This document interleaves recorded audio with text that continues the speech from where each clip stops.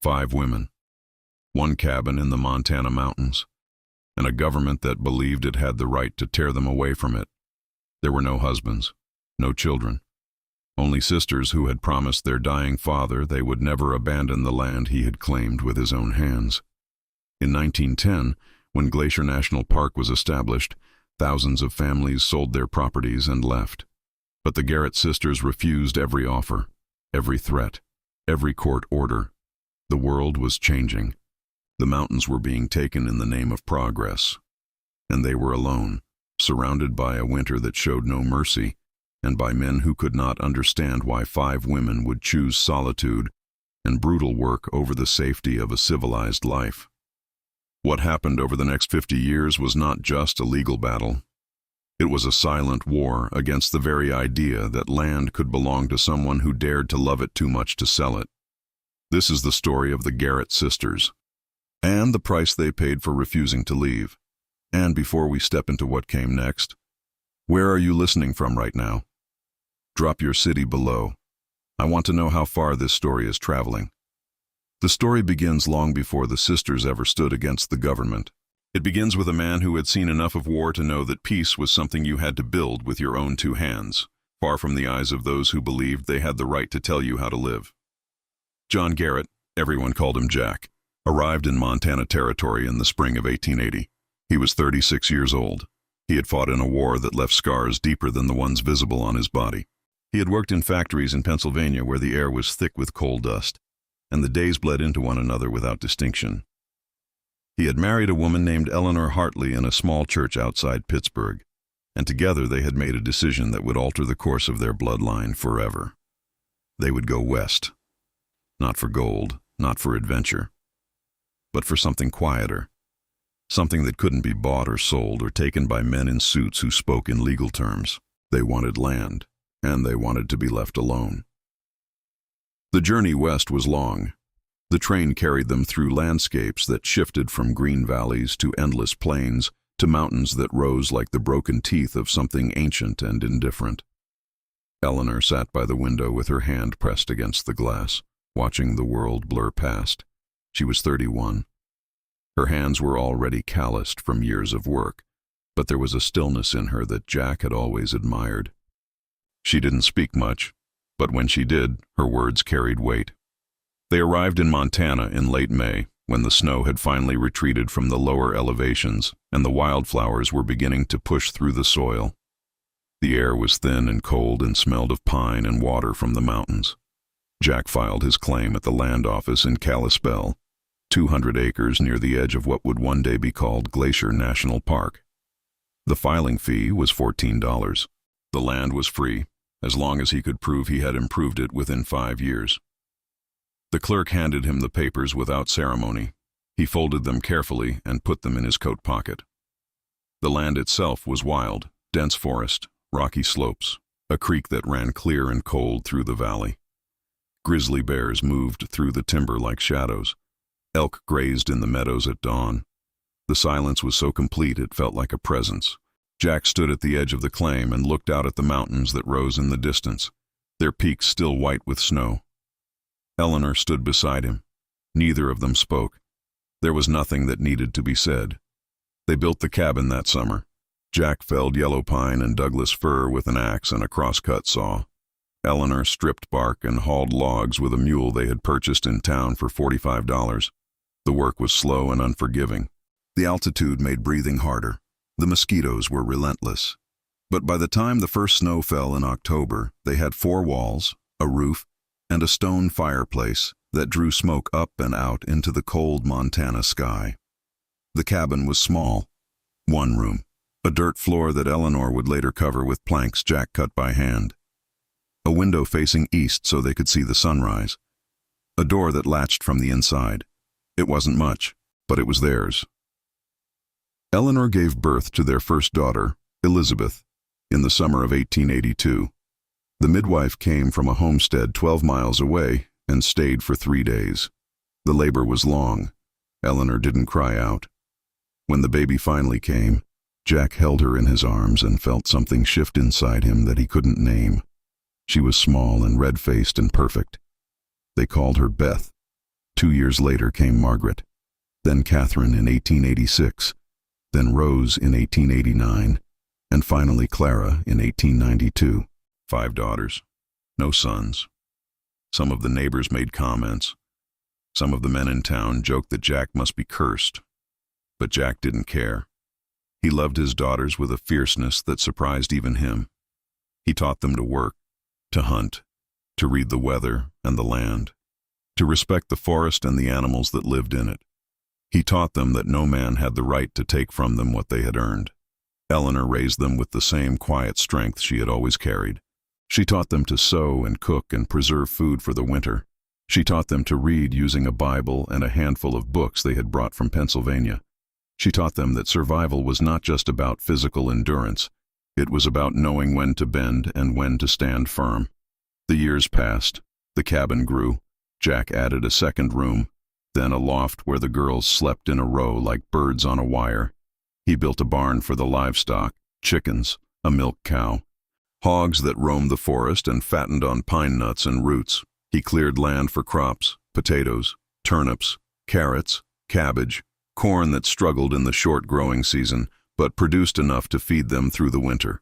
The work was endless, breaking ground, hauling water, splitting firewood, mending fences, slaughtering hogs in the fall, smoking meat in the shed Jack had built behind the cabin, rendering fat into lard, salting and drying and storing everything they could before the snow came and buried the world in white. The winters were brutal. Temperatures dropped to 20 below zero. Snow piled against the cabin walls until the windows were half buried. The wind howled through the trees like something alive and hungry. Some winters they didn't see another soul for months. The isolation was total, but the Garrett family endured. They had each other. They had the land. And they had the knowledge that they were building something that would last. By the early 1900s, the girls were no longer children. Beth was in her 20s, strong and capable. She could shoot a rifle as well as any man and often brought home deer and elk that fed the family through the lean months. Maggie had a gift for healing. She learned which plants could bring down a fever and which could stop infection. Kate was the strongest of them all. She could haul water and split wood and work the plow behind the mule without complaint. Rose had a quieter nature. She kept journals and wrote poetry and saw beauty in things the others overlooked. Clara, the youngest, was quick to laugh and quick to cry and loved the animals with a tenderness that made her the heart of the family. Eleanor grew older. Her hair turned gray. Her hands grew more gnarled, but she never stopped working. She never stopped teaching. And she never stopped reminding her daughters that the land was not just dirt and trees. It was legacy. It was freedom. It was the only thing in this world that couldn't be taken unless you let it. In the winter of 1905, Eleanor fell ill. It started as a cough, then a fever, then a weakness that spread through her body like water soaking into wood. Maggie tried everything she knew: teas made from willow bark and elderflower, poultices, rest. But the illness didn't care. By February, Eleanor could barely rise from bed. Jack sat beside her every night. The girls took turns reading to her. On a cold morning in early March, Eleanor Garrett died in the cabin she had helped build 25 years earlier. She was 56 years old. They buried her on a hill overlooking the valley. Jack carved her name into a wooden cross. The girls stood in the snow and wept. Jack didn't cry. He just stood there with his hat in his hand, staring at the mountains in the distance. After Eleanor's death, something changed in Jack. He grew quieter. He worked even harder, as if trying to outrun grief. But the years were catching up to him. His back ached. His hands shook. By 1908, he could no longer do the work he once did. The girls took over more and more of the responsibilities. They ran the homestead. They made the decisions. And Jack watched them with a mixture of pride and sorrow. In the fall of 1909, Jack Garrett collapsed while chopping wood. Beth found him lying in the dirt, his axe beside him. They carried him into the cabin and laid him on the bed. Maggie knew there was nothing to be done. His heart was failing. He lingered for 3 days. On the third night, he called his daughters to his bedside. His voice was weak but clear. "This land," he said. "Don't let them take it. Don't let anyone tell you it's not yours. You hear me? They promised, all 5 of them, standing in a circle around the bed where their father lay dying. Jack Garrett died just before dawn. He was 65 years old. They buried him beside Eleanor on the hill, and the 5 Garrett sisters were left alone in the cabin their parents had built, surrounded by mountains that cared nothing for human grief, in a world that was about to change in ways they could not yet imagine. The winter after their father's death was the hardest they had known, not because of the cold or the snow or the work. Those things had always been there, but because for the first time in their lives, the Garrett sisters truly understood what it meant to be alone. Beth was 27, Maggie was 25, Kate was 23, Rose was 20, Clara was 17. In any other place, at any other time, they would have been married by now. They would have had children. They would have left their father's land and started lives of their own. But the Garrett sisters had made a different choice. They had promised their father they would keep the land, and they meant to keep that promise. The work continued as it always had, feeding the animals, hauling water from the creek, splitting firewood, mending the roof where the winter wind had torn away shingles. The days were short and the nights were long, and the silence in the cabin felt heavier now that their parents were gone. But they endured. They had been raised for this. In the spring of 1910, a man arrived on horseback. He wore a suit that looked out of place in the mountains and carried papers in a leather satchel. He introduced himself as a representative of the federal government. He was polite, almost apologetic. He explained that there was a movement to create a national park in the area, a place where the land would be preserved for future generations, protected from logging and mining and development. Beth stood in the doorway of the cabin and listened. The man kept talking. He said that families in the area were being offered fair prices for their land. He said it was an opportunity, a chance to move somewhere with schools and churches and neighbors, a chance for a better life. "We're not interested," Beth said. The man blinked. He looked past her at the cabin, at the chickens scratching in the dirt, at the mountains rising in the distance. "Miss Garrett," he said carefully, "I don't think you understand. This park is going to happen. With or without your cooperation." "Then it'll happen without," Beth said. And she closed the door. The man rode away. But he wasn't the last. By the summer of 1910, Glacier National Park had been officially established by an act of Congress. The government began purchasing land from homesteaders and ranchers throughout the region. Some families sold willingly. They took the money and moved to towns like Kalispell or Whitefish or Columbia Falls. They bought houses with electricity and running water. They sent their children to real schools. They left the mountains behind without looking back. But others resisted.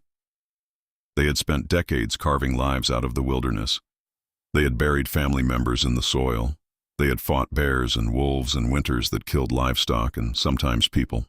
They were not interested in being relocated for the sake of progress. The Garrett sisters were among those who refused. More men came. Government surveyors, land agents, lawyers. They offered money.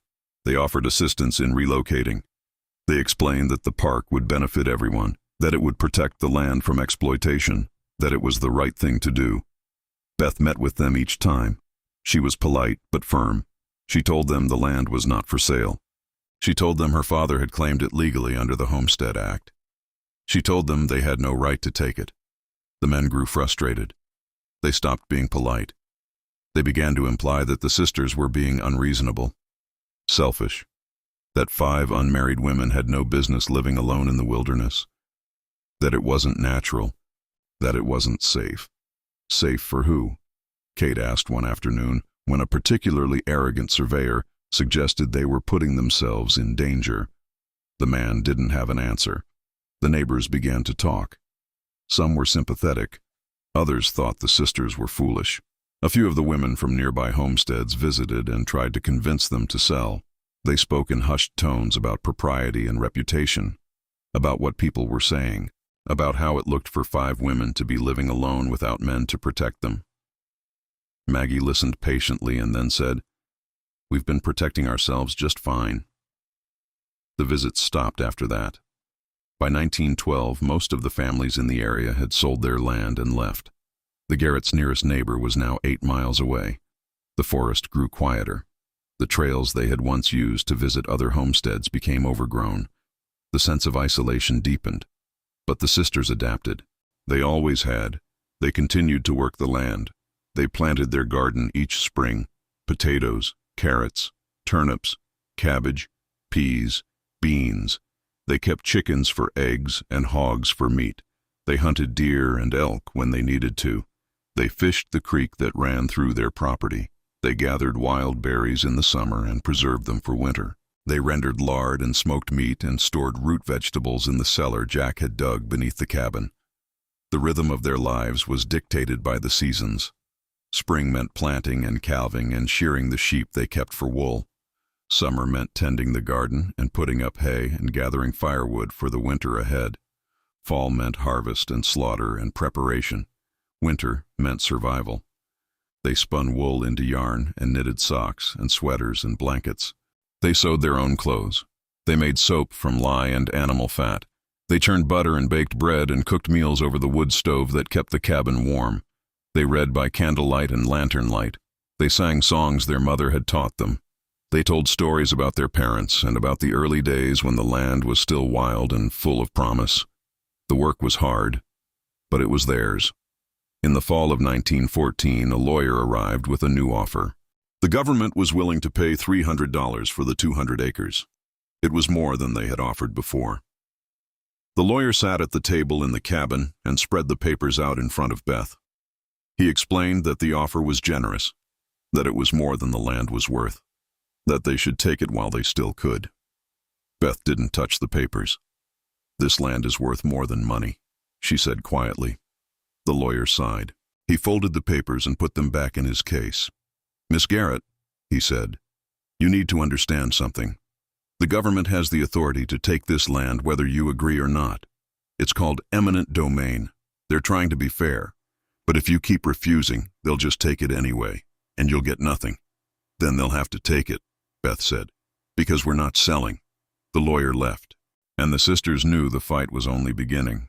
By 1916, the pressure was mounting. Letters arrived from government offices in Washington, legal notices, warnings. The language grew more formal and more threatening.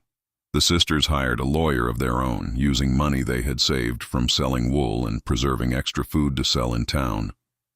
The lawyer was an older man named Thomas Whitcomb, who had homesteaded in Montana himself decades earlier. He understood what the land meant. He filed motions and appeals and did everything he could to slow the process down. But the law was not on their side. The government had the power to take land for public use. The courts had upheld that power again and again. All the legal maneuvering in the world couldn't change that fundamental fact. Still, the sisters fought. They refused to sign papers. They refused to meet with agents. They refused to discuss terms. They simply said no, over and over, no. The townspeople in Kalispell began to see them as curiosities, the 5 Garrett sisters who wouldn't leave their cabin. Some admired their stubbornness. Others thought they were mad. A few of the men made jokes about women who didn't know their place. But the sisters didn't care what people thought. They had never cared. In the winter of 1918, the Spanish flu swept through Montana. Towns were quarantined. Schools and churches closed. People died by the hundreds. The Garrett sisters stayed in their cabin and didn't see another soul for 4 months. When spring came, they emerged to find that the world had changed again. More families had left. More land had been sold. The park was expanding, and still the sisters remained. In the summer of 1920, a woman named Alice Brennan visited the cabin. She was a reporter for a newspaper in Great Falls. She had heard about the Garrett sisters and wanted to write a story. Beth was suspicious at first, but Alice was kind and respectful. She sat at the table and drank tea and asked questions without judgment. "Why won't you sell?" Alice asked. Beth was quiet for a long moment. Then she said, "Because this land is all we have, and it's all we are. If we leave, we're just 5 women with no place in the world. Here we're home." The article was published a few weeks later. It was sympathetic. It portrayed the sisters as women of principle who were standing up to an overreaching government. Some people read it and felt moved. Others read it and felt annoyed, but it didn't change anything. The legal battle continued. By the end of the 1920s, the sisters had been fighting for nearly 2 decades. They were older now. Beth's hair was streaked with gray. Maggie's hands were stiff from arthritis. Kate's back ached from years of heavy labor. Rose's eyes had grown weaker. Clara, the youngest, was nearly 40. But they had not given up, and they would not give up. The land was in their blood. It was in their bones. It was the only thing their father had left them, and they would defend it until they had nothing left to give. The storm was still coming, but the Garrett sisters had learned long ago that storms could be endured, and they intended to endure this one, no matter how long it took. The 1920s were not kind to those who resisted change. The country was moving forward. Cities were growing. Roads were being paved. Electricity was spreading across the nation like veins of light through the darkness. The modern world had no patience for people who clung to old ways, and it had even less patience for 5 women who refused to acknowledge that their time had passed. But the Garrett sisters had never asked for patience. They had only asked to be left alone. In the spring of 1925, the government made its position clear. A federal agent named Harrison Cole arrived at the cabin with a court order. He was a tall man with gray temples and eyes that had seen too many battles to care about one more. He didn't dismount from his horse. He simply held out the papers and waited for Beth to take them. She read them standing in the doorway. The legal language was dense and deliberate, but the message was simple. The United States government was exercising its right of eminent domain. The Garrett property was being seized for inclusion in Glacier National Park. The sisters had 60 days to vacate. They would be compensated $450 for the land and all improvements. Beth folded the papers and handed them back. "We're not leaving," she said. Cole didn't look surprised. "Miss Garrett," he said evenly, "this isn't a negotiation. This is a court order. If you're not gone in 60 days, federal marshals will remove you by force." "Then they'll have to do that," Beth said, and she went back inside and closed the door. Cole sat on his horse for a moment, staring at the cabin. Then he turned and rode away. Inside, the sisters gathered around the table. The court order lay in the center like something poisonous. No one spoke at first. The weight of what was happening pressed down on them like the snow that buried the cabin each winter. Finally, Maggie said, "We knew this was coming." "Knowing and living it are different things," Rose said quietly. Kate stood and walked to the window. She looked out at the mountains. "They think we'll just pack up and go. They think we're afraid." "Maybe we should be," Clara said. Her voice was small. She was the youngest. She had never known another life. The thought of leaving terrified her in ways she couldn't articulate. Beth reached across the table and took Clara's hand. "We made a promise," she said. "To Pa, to Ma, to ourselves. We don't break promises." And so they didn't leave. The 60 days came and went.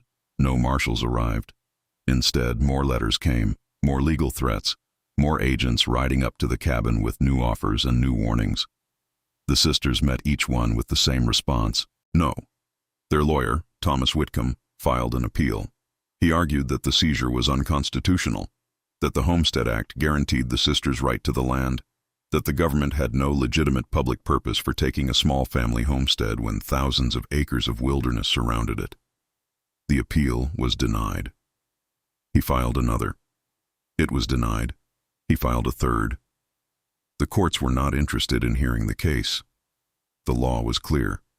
The government had the power, and the Garrett sisters had none. But legal power and physical removal were 2 different things, and the government seemed reluctant to send armed men to drag 5 women out of their home. The optics were bad. The press had already written sympathetic stories.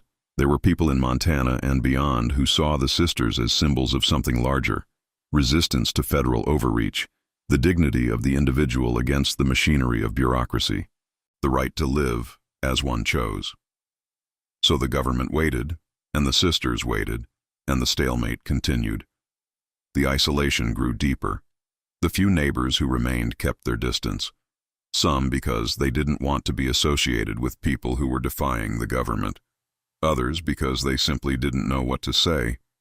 The Garrett sisters had become outlaws of a kind, not criminals, but outsiders, people who had chosen a path that put them at odds with the world.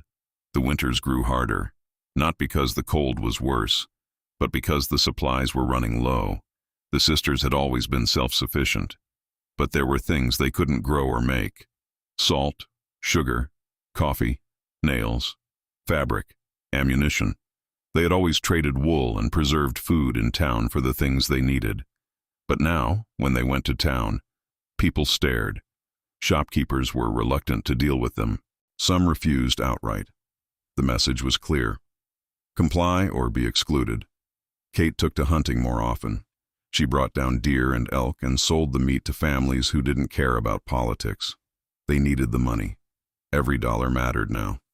Maggie grew herbs and made remedies that she sold quietly to women who came to the cabin under cover of darkness. Rose wrote poetry and sold small handwritten books to travelers passing through the area. Clara raised chickens and sold eggs. They cobbled together a living from the edges of a world that wanted nothing to do with them. In the fall of 1928, a man named Reverend Paul Hutchins came to the cabin. He was the minister of a church in Columbia Falls. He had heard about the sisters and felt it was his Christian duty to intervene. He arrived on a Sunday afternoon, wearing his church clothes and carrying a Bible. Beth met him at the door. "Miss Garrett," he said with a practiced smile, "I've come to speak with you about your situation." "We don't have a situation," Beth said. The Reverend's smile didn't waver. "With all respect, you do. You're living in defiance of the law. You're putting yourselves in danger. And you're setting a poor example for other women in the community." "What example is that?" Kate asked from behind Beth. "Independence," the Reverend said, and this time the smile faded. "A woman's place is under the protection of a husband or a father or the church. You have none of those things. You're living outside the order that God established. It's not right, and it's not safe." Maggie stepped forward. She was smaller than her sisters, but her voice carried weight. "Reverend," she said, "with respect, we've been living this way for nearly 20 years. We've survived just fine. We don't need protection. We need to be left alone." The Reverend opened his Bible. He began to read from a passage about submission and obedience. Kate walked away before he finished. Rose followed. Clara looked torn but stayed. When the Reverend finished reading, Beth said, "We appreciate your concern, but we're not leaving, and we're not changing. If that troubles you, you're welcome to pray for us, but don't come back here telling us we're wrong for choosing our own lives." The Reverend closed his Bible. He looked at the sisters with something that might have been pity or might have been contempt. "You'll regret this," he said. "When winter comes and you're alone and cold and hungry, you'll regret it." "Maybe," Beth said, "but it'll be our regret, not yours." The Reverend left, and the sisters went back to their work. That winter was brutal. The snow came early and stayed late. The temperatures dropped to 30 below zero. The wind screamed through the trees and rattled the cabin walls. They burned through firewood faster than they could replace it. The chickens died. 2 of the hogs froze. The garden was buried under 6 feet of snow. They rationed food. They wore every piece of clothing they owned. They huddled together at night for warmth, and they endured. In February, Clara fell ill. She developed a fever that spiked and wouldn't break. Maggie tried everything: willow bark tea, cold compresses, prayer. But the fever raged. For 3 days, Clara lay in bed shaking and delirious. The sisters took turns sitting with her. They didn't speak about what would happen if she died, but they all thought it. On the 4th day, the fever broke. Clara woke weak and pale but alive. Maggie cried for the first time in years. When spring finally came, the sisters emerged from the cabin like survivors of a shipwreck. They were thinner, exhausted, but they were still there, and the land was still theirs, at least in the only way that mattered. In the summer of 1929, the stock market crashed. The country plunged into economic chaos. Banks failed. Businesses collapsed. People lost everything. The Great Depression spread across the nation like a sickness, but the Garrett sisters barely noticed. They had never had money. They had never relied on banks or markets or the goodwill of strangers. They had the land, and the land didn't care about Wall Street. Ironically, the Depression worked in their favor. The government had bigger problems than 5 stubborn women in Montana. The push to remove them slowed. The legal threats continued, but no one came with marshals or eviction notices. The sisters were left alone, not because the government had given up, but because it had more urgent battles to fight. They used the reprieve to strengthen their position. They repaired the cabin. They rebuilt their livestock. They expanded the garden. They put up more food than they had in years. They prepared for the day when the fight would resume, because they knew it would. By the mid-1930s, the country was still reeling from the Depression. Dust storms ravaged the plains. Families abandoned farms and headed west looking for work. The world was broken in ways it hadn't been since the war. But the Garrett sisters remained in their cabin in the mountains, untouched by the chaos that consumed the rest of the nation. They had become legends in their own right. People told stories about them. The 5 women who refused to leave, who lived like pioneers in a world that had moved on without them.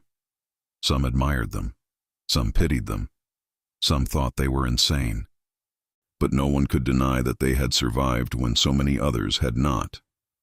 In the spring of 1937, a new government agent arrived. His name was David Marsh. He was younger than the others, less formal. He didn't come with threats or court orders. He came with questions. He sat at the table and drank coffee and asked the sisters why they stayed. Beth answered simply, "Because it's ours." Marsh nodded. He looked around the cabin, at the worn furniture, the handmade quilts, the jars of preserved food lining the shelves, the rifle hanging over the door. "You know you can't win," he said. "Eventually the government will take this land. That's just reality." "Maybe," Beth said, "but until they do, we're staying." Marsh finished his coffee. He stood and put his hat on. "I respect what you're doing," he said. "I don't agree with it, but I respect it." It was the closest thing to sympathy they had received from anyone representing the government in 27 years. After he left, the sisters sat in silence. The fight was far from over, but they had proven something important. They had proven they could endure. And that was enough, for now. The turning point came in the winter of 1939, not with violence or drama, but with exhaustion on both sides. The Garrett sisters had been fighting for nearly 30 years. They were no longer young. Beth was 57. Maggie was 55. Kate was 53. Rose was 50. Clara was 47. Their bodies carried the evidence of decades of hard labor. Bent fingers, scarred hands, backs that ached in the morning, eyes that struggled to see fine details in dim light. They were still strong, still capable. But they were also aging in a place where aging meant vulnerability. The government, for its part, had grown weary of the fight as well. The Depression was easing, but the scars remained. Europe was sliding toward war again. There were larger concerns than 5 women in Montana who refused to acknowledge defeat, and there was the matter of public perception. Every few years, a journalist would write another story about the Garrett sisters. And every time the government came across as bullying and petty. It was not a good look, so a compromise was proposed. David Marsh returned in February. The snow was deep and the trail to the cabin was difficult. He came alone this time. No lawyers, no surveyors, just a man on horseback carrying a single envelope. Beth met him at the door. She had expected him, or someone like him. The pattern had become familiar over the years. Marsh didn't waste time. "I have an offer," he said, "and I think you should hear it before you say no." They sat at the table, the same table where Jack Garrett had eaten meals with his family 40 years earlier. Marsh opened the envelope and pulled out a document. He slid it across to Beth. "The government is taking the land," he said quietly. "That's not changing. But they're willing to grant you a lifetime lease. You can stay here for as long as you live, all 5 of you. The cabin, the immediate land around it. You won't own it anymore, but you can live here, undisturbed." Beth read the document carefully. The terms were clear. The property would transfer to the National Park Service. The sisters would become tenants. They could remain in the cabin until the last of them died. But there were restrictions. No commercial use of the land, no large-scale farming, no hunting beyond what was necessary for personal subsistence. The park would own everything. And when the last sister died, the cabin would become park property. "You're asking us to surrender," Kate said. "I'm asking you to survive," Marsh said. He looked at each of them in turn. "You're not going to win this fight. You know that. The courts have ruled against you. The law is clear. But this way, you get to stay. You get to live out your lives here. Isn't that what matters?" Maggie spoke up. "And if we refuse?" Marsh's expression didn't change. "Then the marshals will come, and they'll remove you. And you'll have nothing. No land, no cabin, no choice." The sisters looked at one another. A lifetime of communication passed between them in silence. They had fought for so long, sacrificed so much. The thought of surrender tasted like ash. But the alternative was worse, to be dragged from their home, to lose everything in one brutal moment, to end their fight not with dignity, but with humiliation. Beth was the first to speak. "We need time to discuss it." Marsh nodded. "You have 1 week. After that, the offer expires." He left the document on the table and rode away. For 3 days, the sisters debated. They argued. They wept. They sat in silence. Beth wanted to keep fighting. Kate agreed. But Maggie and Rose were tired. And Clara, the youngest, was afraid of what would happen if they lost everything. "We promised Pa we wouldn't let them take the land," Beth said on the 3rd night. "And we haven't," Maggie said softly. "We've held it for 30 years. We've fought longer than anyone else. But we're not young anymore. If we lose this fight, we lose everything. At least this way, we stay." "As tenants," Kate said bitterly. "As survivors," Rose said. In the end, they agreed. Not because they wanted to, but because survival required compromise, and they had always been survivors. When Marsh returned a week later, Beth handed him the signed document. He took it without ceremony. "You made the right choice," he said. Beth didn't respond. There was nothing to say. The land transferred to the National Park Service in the spring of 1940. The Garrett sisters remained in the cabin, but everything had changed. They were no longer landowners. They were tenants on property that belonged to the federal government. The irony was not lost on them. They had spent their entire lives building something that could not be taken. And in the end, it had been taken anyway, not by force, but by law, by time, by the slow grinding machinery of progress that devoured everything in its path. The restrictions were immediate. They could no longer hunt freely. Park rangers patrolled the area and enforced the rules. The sisters were allowed to kill deer or elk only if they could prove it was necessary for food. And even then, they needed permission. The garden was allowed, but it had to remain small. No large crops, no commercial farming. The livestock was permitted, but only a limited number. The hogs that had once roamed free were confined to pens. The sisters adapted. They always had.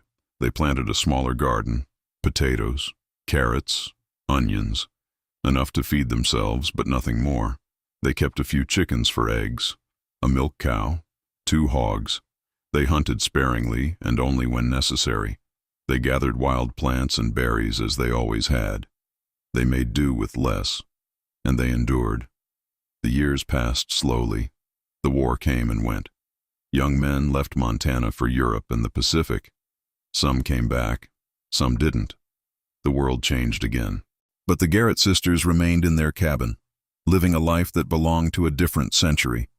In 1946, everything changed again. A journalist named Margaret Hale from the Saturday Evening Post arrived at the cabin. She had heard about the sisters from a park ranger who thought their story was worth telling. Margaret was a woman in her 30s with sharp eyes and a gentle manner. She asked permission to stay for a week and write about their lives. The sisters were cautious at first.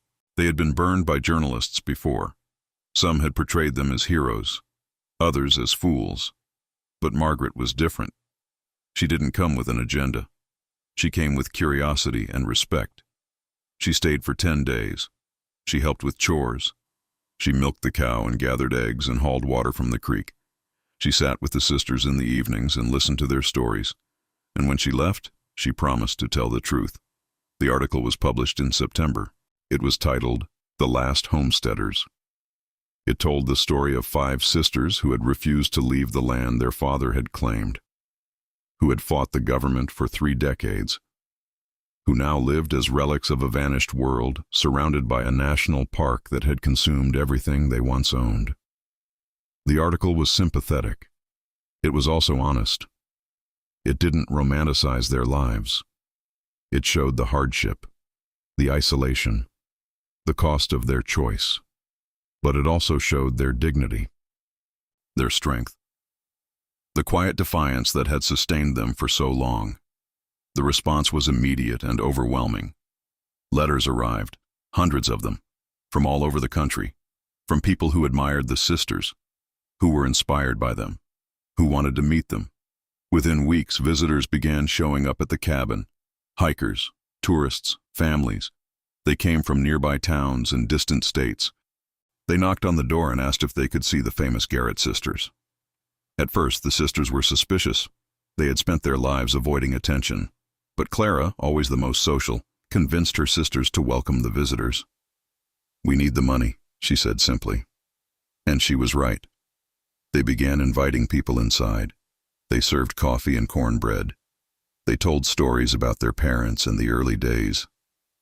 They showed visitors the quilts they had made and the tools their father had used, and they sold what they could: hand-knitted socks, jars of preserves, small wooden carvings that Kate made during the long winters, poems that Rose had written and copied by hand.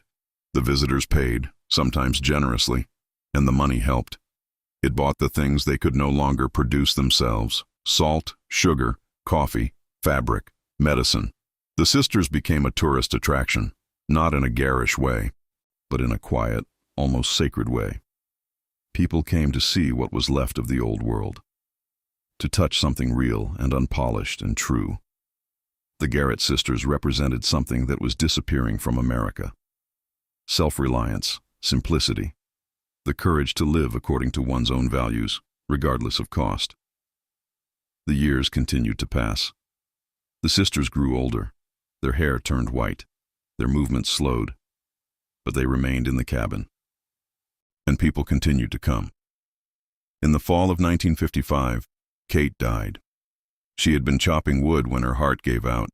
She collapsed in the yard and never woke up. They buried her beside their parents and Nancy on the hill. There were 4 sisters now. In the winter of 1958, Beth followed. She died in her sleep on a cold January night.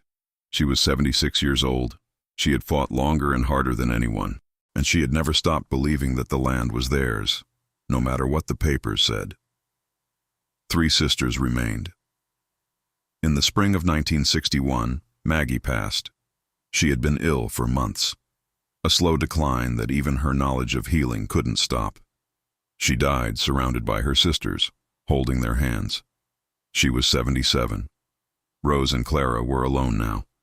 The cabin felt enormous and empty. But they stayed. They had nowhere else to go, and they had promised. In the fall of 1963, Rose died. She had always been the quietest, the most introspective. She left behind journals filled with poetry and observations about the land and the life they had lived. Clara read them after her sister was gone and wept. Clara was the last. She was 71 years old. She lived alone in the cabin for 3 more years. Park rangers checked on her regularly. Visitors still came, though less frequently. The world had changed again. The 1960s brought upheaval and revolution and a rejection of old values. The Garrett sisters were becoming footnotes, curiosities from a time that most people wanted to forget. Clara didn't mind. She had never wanted fame. She tended her small garden. She fed her chickens. She read her sister's journals. She remembered. On a quiet morning in October 1966, Clara Garrett died in the cabin where she had been born 74 years earlier. She died peacefully, alone but not lonely, surrounded by the mountains she had always loved. They buried her beside her sisters, and the cabin stood empty for the first time in 86 years. The cabin still stands, Not as it was when Jack Garrett built it in 1880. Not as it was when Eleanor raised 5 daughters within its walls. Not even as it was when the sisters fought to keep it. But it stands. A monument to something that cannot be easily named. Stubbornness, perhaps. Or dignity. Or the simple human refusal to surrender what matters, even when the world insists it doesn't matter at all. The National Park Service maintains it now. They have repaired the roof and reinforced the walls. They have replaced rotted logs and reset the stone foundation. They have turned it into an exhibit, a place where tourists can stop and take photographs and read plaques that explain who the Garrett sisters were and why their story matters. The plaques are accurate, but they are also incomplete. They tell you that 5 women lived here, that they resisted the government, that they stayed until they died. But they don't tell you what it cost. They don't tell you about the winters when the food ran low and the cold seeped through the walls like something alive. They don't tell you about the loneliness, the doubt, the nights when even the strongest of them wondered if they had made the right choice. They don't tell you that courage is not the absence of fear. It is the decision to continue in spite of it. The graves are still there, on the hill overlooking the valley. 7 wooden crosses marking 7 lives. John and Eleanor, Beth, Kate, Maggie, Rose, Clara. The wood is weathered now. The names carved into them have faded. But they remain, and people still visit. They stand in the grass and look out at the mountains and try to imagine what it was like to live the way the Garretts lived, to choose hardship over compromise, to value freedom more than comfort. Most visitors don't stay long. They take their pictures. They read the plaques. They walk through the cabin and marvel at how small it is, how primitive, how difficult life must have been. And then they get back in their cars and drive to hotels with electricity and running water and climate control. They return to a world the Garrett sisters would barely recognize. But some visitors linger. They sit on the porch where the sisters once sat. They look out at the same mountains, and they feel something, a connection to a time when choices were starker, when the consequences of those choices were immediate and undeniable, when people built their lives with their own hands and defended them with everything they had. The story of the Garrett sisters has been told many times since Clara's death. Historians have written about them. Documentarians have filmed the cabin. Journalists have analyzed their decision to resist. Some portray them as heroes, others as tragic figures clinging to a past that was already gone. A few dismiss them entirely as eccentric women who wasted their lives fighting a battle they could never win. But the sisters would not have cared about any of that. They never fought for recognition. They fought for the right to live as they chose, and in that at least they succeeded. The land they loved is protected now.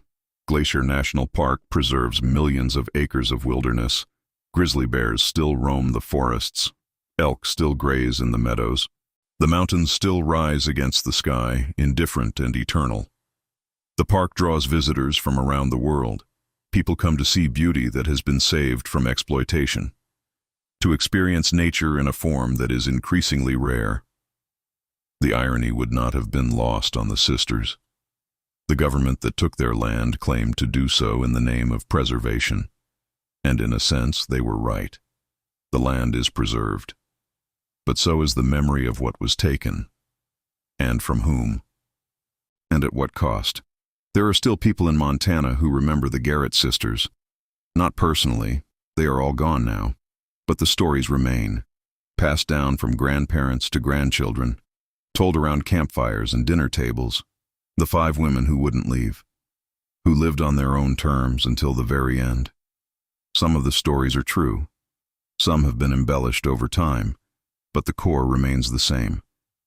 The Garretts were people who believed that land was more than property, that it was identity, legacy, freedom, and they were willing to pay any price to hold on to it. In the years since the last sister died, the world has changed in ways they could never have imagined. Technology has advanced beyond recognition. Society has transformed. The values that governed their lives, self-reliance, simplicity, connection to the land, have been replaced by others. Speed, convenience, constant connectivity. But there are still people who feel the pull of what the Garretts represented, who understand on some level that something was lost when the old ways disappeared, that the price of progress was higher than anyone admitted, that the land remembers, even when people forget. The cabin stands as a reminder, not of what was, but of what mattered. To 7 people who lived and died in the shadow of mountains that cared nothing for human ambition, who built a life that was hard and honest and entirely their own, who refused to be moved even when the world insisted they had no right to stay. Their story is not a happy one, not in the conventional sense. They did not triumph. They did not change the law or stop the government or save their land. In the end, they lost everything they had fought for. The property was taken. Their way of life was extinguished. The world moved on without them. But they did not lose everything. They kept their dignity, their autonomy, their right to choose. And they proved that even a losing fight can be worth fighting if the stakes are high enough and the cause is true enough. Sometimes the bravest thing is not winning. It is refusing to surrender what matters, even when surrender would be easier, even when the outcome is already decided, even when no one is watching and no one will remember. The Garrett sisters understood this. They lived it. And in doing so, they left behind something more valuable than land or money or recognition. They left behind a question that each person must answer for themselves. What are you willing to fight for? What are you willing to lose? And when the world tells you to give up, to move on, to accept what cannot be changed, what will you do? The cabin stands on a hillside in Montana. The wind moves through the trees the way it always has. The creek runs cold and clear. The mountains rise against the sky, unchanged by time or human struggle. And somewhere in the silence, the spirit of 5 women who refuse to leave lingers still.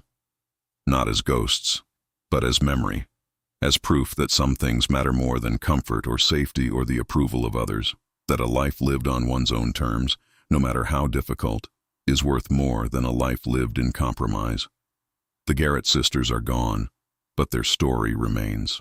And it will remain as long as there are people who understand that freedom is not given, it is chosen, and it is defended, one day at a time, one choice at a time, until there are no days left.